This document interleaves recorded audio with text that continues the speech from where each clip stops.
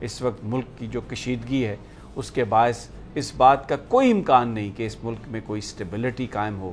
وہ کیا وجوہات تھی جس کی وجہ سے پسندیدہ عمران خان اچانک ناپسندیدہ ہو گیا؟ یہ بندہ پاکستان کا وزیر اعظم ہے، مختلف مقدمات میں ملوث، یہ جا رہے ہیں ٹرکی اور کاسا لے کے جا رہے ہیں $1 بلین لینے کے لیے، پاکستان کی سیاسی صورتحال پر گفتگو کر رہے ہیں، اور ذرائع یہ بتا رہے ہیں کہ بعض اعلیٰ حکومتی شخصیات کی یہ خواہش ہے کہ عمران خان کو نہ صرف گرفتار کیا جائے بلکہ ان کو بے عزت بھی کیا جائے، بلکہ ان کا گریبان بھی پکڑا جائے اور ان کے منہ پر تھپڑ بھی مارا جائے۔ یہ حکومتی شخصیات کی خواہش ہے، اور رانا ثناءاللہ اس کی غمازی کرتے ہوئے نظر آتے ہیں اور وہ کہتے ہیں کہ ہم ان کو پکڑ لیں گے، اور پھر ان کو یہ تانے مارتے ہیں کہ آپ KPK میں چھپ گئے ہیں، حالانکہ ان کے ساری جو قیادت ہے وہ لندن میں چھپی ہوئی ہے، بھگوڑوں کی طرح چھپی ہوئی ہے، قانون کا سامنا کرنے کے لیے تیار نہیں ہے۔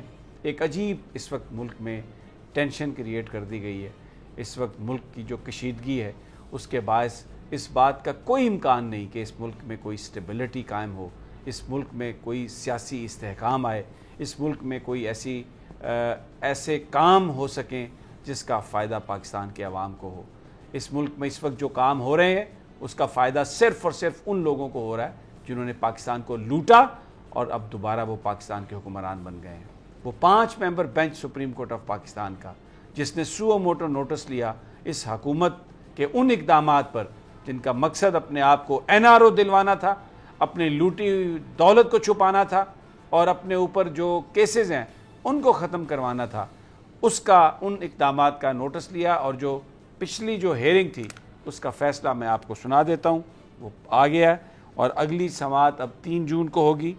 اس میں حکم نامہ جو جاری ہوا ہے اس نے یہ کہا گیا کہ عدالت نے DGFIA اور متعلقہ نیب حکام اور صوبائی استغاثہ افسران کو نوٹس جاری کیے ہیں، اور انہوں نے یہ پوچھا ان سے کہ یہ بتایا جائے کہ ہائی پروفائل کیسز کا ریکارڈ محفوظ کرنے کے لیے آپ نے کیا اقدامات کیے، اور یہ گارنٹی کوئی ڈائریکٹر نہیں دے گا، DGFIA دیں گے۔ اس کے بعد یہ کہا گیا کہ ECL رولز میں غیر ضروری طور پر ترمیم کی گئی، اور جو تمام رپورٹس آئی ہیں وہ عدالت نے دیکھی ہیں، اور اس میں کوئی واضح نہیں کیا گیا کہ یہ جو ترمیمی رولز تھے یہ اس کے ECL کے، کیا اس کی کابینہ سے منظوری لی گئی یا نہیں، اور پھر یہ بھی نہیں اس میں ہمیں پتہ چلتا کہ جو فائدہ حاصل کرنے والے تھے جن پر خود یہ الزام تھے اور جنہوں نے اس حکم سے اپنے اس ECL رولز میں ترمیم سے فائدہ لیا، کیا وہ اس کابینہ کے اجلاس میں شریک تھے یا نہیں۔ اور یہ بھی کہا گیا کہ بادی نظر میں 174 لوگوں کو ECL سے ان کا نام نکالا گیا، لیکن اس سے پہلے نیب سے مشاورت نہیں کی گئی۔ یہ 174 لوگ نیب کی درخواست پر ان کا نام ECL میں ڈالا گیا تھا، اور اس میں مریم نواز صاحبہ حکم نامے میں یہ شامل نہیں ہے، لیکن ہمیں پتہ ہے کہ اس 174 جو لسٹ ہے اس میں مریم نواز شامل ہیں، اس میں شہباز شریف شامل ہیں، اس میں حمزہ شہباز شامل ہیں، اس میں کابینہ کے 60-70% اراکین شامل ہیں جو مختلف کیسز میں ملوث ہونے کے باعث مختلف جو تحقیقاتی ادارے ہیں انہوں نے ان کے نام ECL میں ڈال دیے تھے۔ اب اس کی جو سماعت ہے وہ 3 جون کو ہوگی، لیکن یہ جو حکم ہے اور یہ جو ساری ڈیولپمنٹ ہے یہ اس بات کی غمازی کرتی ہے کہ اس وقت جو حکمران ہیں عوام کو فائدہ دینا، عوام کو ریلیف دینا ان کی ترجیحات میں شاید شامل نہیں ہے، اور اپنے آپ کو وہ تمام مقدمات سے بچا کر اپنی لوٹی ہوئی جو مبینہ طور پر جو دولت انہوں نے لوٹی ہے اس کو بچانا چاہتے ہیں۔ فخر رحمان، آپ بہت عرصے سے سپریم کورٹ بھی کور کر رہے ہیں، سیاست کور کر رہے ہیں، ایسی صورتحال تو ہم نے پاکستان میں اس سے پہلے کبھی نہ دیکھی۔ بالکل، آپ دیکھ لیں نا کہ وہ جو ذوالفقار صاحب تھے جو اسپیشل پروسیکیوٹر تھے، ان کا بھی حال ہی میں بیان آیا ہے کہ ان کو 10 اپریل کو کہہ دیا گیا تھا کہ شہباز شریف اور جو حمزہ ہیں وہ ایک وزیر اعلیٰ اور ایک وزیر اعظم بننے جا رہے ہیں، تو آپ لہٰذا جو ہے نا اس کیس سے دور ہو جائیں۔ تو یہ پہلی بات تو یہ ہے کہ اس دن تو کون تھا جس نے یہ حکم جو تھا ایف آئی اے کے اسپیشل پروسیکیوٹر کو جاری کیا؟ یہ ایک بہت بڑا سوالیہ نشان ہے جو 3 جون کو عدالت کے سامنے آئے گا. اور اب کیونکہ عدالت نے اس کا سو موٹو لے لیا ہے تو مجھے خدشہ یہ لگتا ہے کہ عدالت کے حکم سے پہلے ہی جو ہے کچھ لوگ جو ہے وہ اس ملک سے فرار ہونے کی کوشش کریں گے. لیکن اگر سپریم کورٹ چکرنی رہی تو شاید سپریم کورٹ اس طرح کے کسی عمل کو ناکام بنا دے. سپریم کورٹ آف پاکستان چکرنی ہے فخر رحمان صاحب، لیکن یہ مافیا اتنی سٹرونگ ہے، یہ سسیلین مافیا، کہ ان کو پکڑنا اتنا آسان نہیں ہے. صدیق ساجد صاحب، آپ بھی مافیا کے نام پہ سر جھکا کر بیٹھ گئے ہیں، کیسے آپ اب تبصرہ کریں گے؟ تبصرہ یہی ہے کہ مافیا واقعی مضبوط ہے، اس میں کوئی شک نہیں ہے. دیکھیں کس طرح انہوں نے گیر گور کے سارے جو ایک چیزیں چل رہی تھی اس کو انہوں نے لپیٹنے کے بعد اس کو پھر خراب کیا. پھر اس کے بعد جو بھی سازش ہوئی، جو بھی آپ کہہ لیں، ایک اچھا خاصا نظام چل رہا تھا. اور سب سے بڑی بات یہ ہے کہ سمیع صاحب 1 سال کہہ رہ گیا تھا، کیونکہ 5واں سال تو جب وہ سارا انتخاب میں گزر جاتا ہے.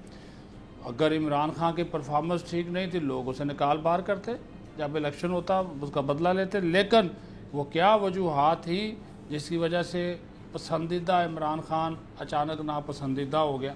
اور ایک ان کو پتا تھا کہ ایک پارٹی تو اس کو ہٹا نہیں ٹھیک ہے، بالکل آپ کی بات آپ صحیح آپ نے فرمایا. فخر رحمان جی، ٹرکی جا رہے ہیں جناب شہباز شریف صاحب، لیکن یہاں پر کیا ہو رہا ہے؟ وہ ٹرکی جا رہے ہیں اور پاکستانی میڈیا میں کروڑوں روپے کے اشتہار سرکار چھاپ رہی ہے کہ اہلاً و سہلاً کہ شہباز شریف صاحب جا رہے ہیں ٹرکی.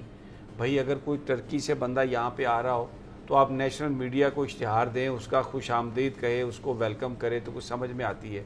یہ بندہ پاکستان کا وزیر اعظم ہے، مختلف مقدمات میں ملوث، یہ جا رہے ہیں ٹرکی اور کاسا لے کے جا رہے ہیں $1 بلین لینے کے لیے، اور اشتہارات کروڑوں روپے کے پاکستانی میڈیا کو دیے جا رہے ہیں کہ جی جا رہے ہیں، جی وزیر اعظم ٹرکی جا رہے ہیں، تاریخی دورہ. یہ خود ہی میاں مٹھو، خود ہی تعریف اور یہ خود ہی سارے خوشامدی. یہ کیا بونڈے طریقے سے خزانے کو لوٹ رہے ہیں فخر رحمان؟ کوئی بولے گا اس پر، کوئی بات کرے گا؟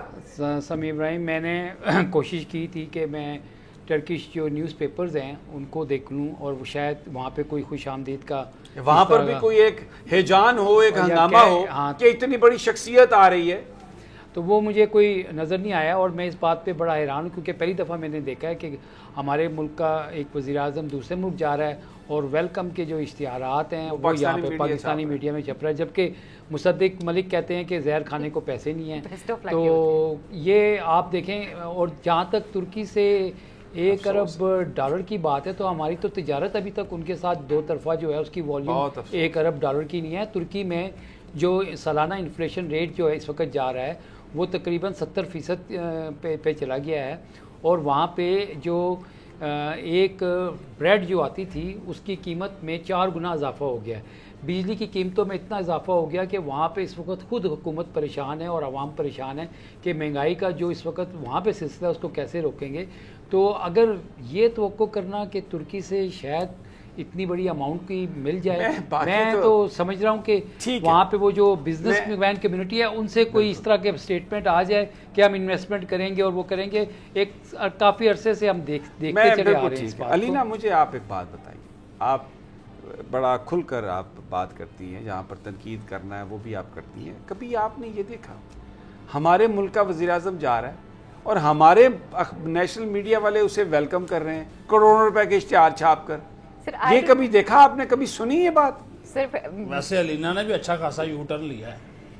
چلیں آپ کو دیکھی میں نے بھی لے لیا ہے. اچھا جی، میں صرف یہ کہنا چاہوں گی کہ دیکھیں سمیع صاحب، یہ تو نہیں مجھے پتا اس سے پہلے کیا ہوتا تھا کیا نہیں ہوتا تھا. اشتہارات چھپتے ہیں اور میں نے تو ہمیشہ دیکھا کیونکہ پہلے میں پنجاب میں تھی اور پنجاب کی بیچ میں نے کور کی ہوئی ہیں، تو شہباز شریف صاحب وہاں پر بھی اشتہارات پہ بہت انویسٹ کرتے تھے. نون لیگ کی ایک پالیسی رہی ہے اس حوالے سے. لیکن مجھے سمجھ یہ نہیں آ رہی کہ جس نے بھی یہ ایڈ بنایا ہے اس نے ویلکم کیوں لکھا ہے؟ اسے وش یو بیسٹ آف لک لکھنا چاہیے تھا نا، کہ آپ کو اللہ کامیاب کرے جس دورے پر آپ جا رہے ہیں اور جن لوگوں کو آپ لے کر جا رہے ہیں. اور دوسری چیز یہ ہے ذرا ایک سیکنڈ، ان کے پاس زہر کھانے کے پیسے نہیں ہیں.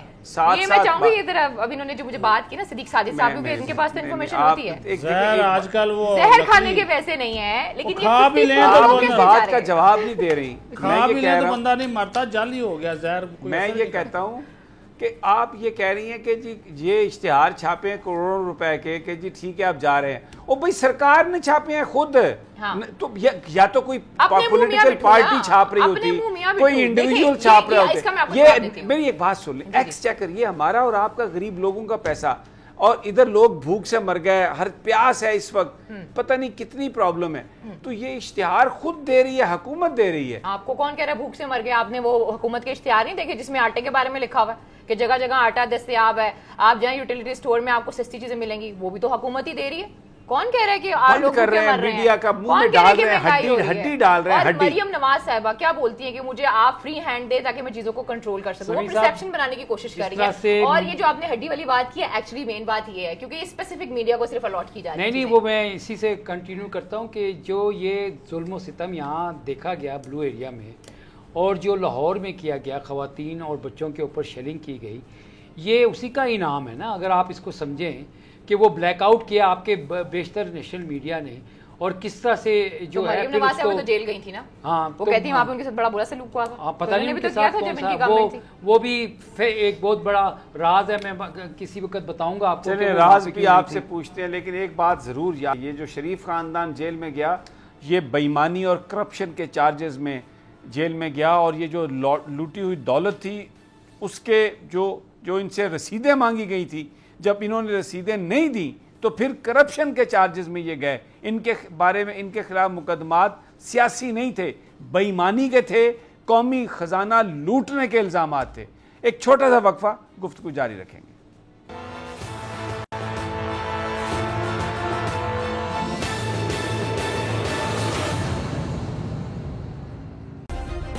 سبسکرائب کریں اور بیل دبائیں تاکہ کوئی خبر رہ نہ جائے.